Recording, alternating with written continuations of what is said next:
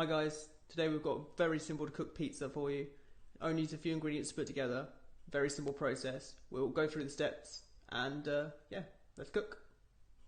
So go through the ingredients. First we've just got the flour, gluten free for myself, but really you can use any kind of flour, all purpose. Here we've got the Greek yogurt and a bit of baking powder. This will all go in just to making the base.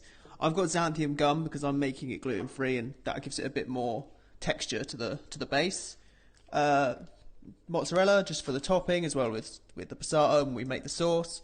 And just here I've got a few toppings that I'm going to use, but of course you can do whatever toppings you really want yourself. Okay, so I've got my scales here. I shall flip them on. And I'm using a pan because I don't have a mixing bowl, but of course if you have a mixing bowl that is preferable. And then we're going to set it to 0 and we've got to measure out 300 grams of flour.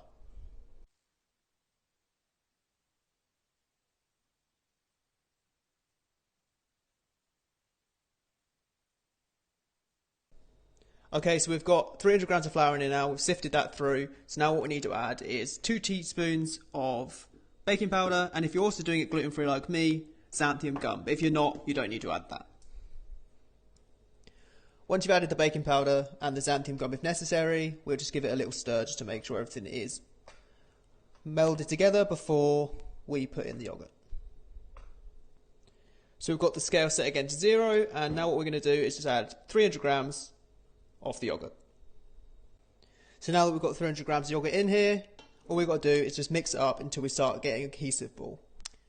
Okay, after you've mixed for a while, it might start looking like this, a bit dry, but just keep mixing it, it should come together. If you need to, just add a little bit more yogurt as you go, until it binds together.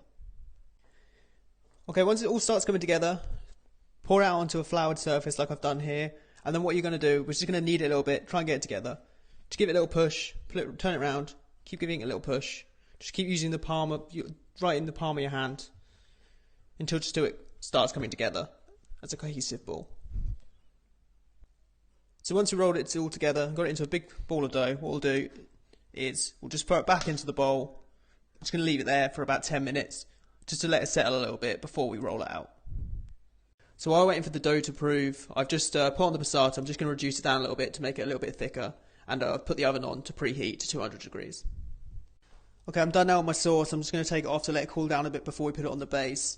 So what we're going to do now, you can see I've floured down the worktop. Just going to get it out and start trying to roll it out. If you have a rolling pin, that'll be easier. You can try and roll it out into a shape. I don't, so what I'm going to do is just use my hands and just try and stretch it out, make it as flat as possible. So as you can see, I've stretched it out now. It's a bit cracked and creased in places. What I like to do now, although this is completely optional, is put a little bit of olive oil on there and just rub it in, just to give a bit more flavour to the base. So I've got my base here, I've just put it onto a tray, and now it's time to add the sauce and add the cheese. So I've just spooned on some of the sauce here, torn up the cheese, added the cheese, and now it's just a case of whatever toppings you want. I myself am a fan of the very divisive olives and some pepperoni. And with that all done, it's now time for the oven. We're looking at 10 to 15 minutes. And there we have it. Quick and easy to do pizza, and I hope you try it yourself.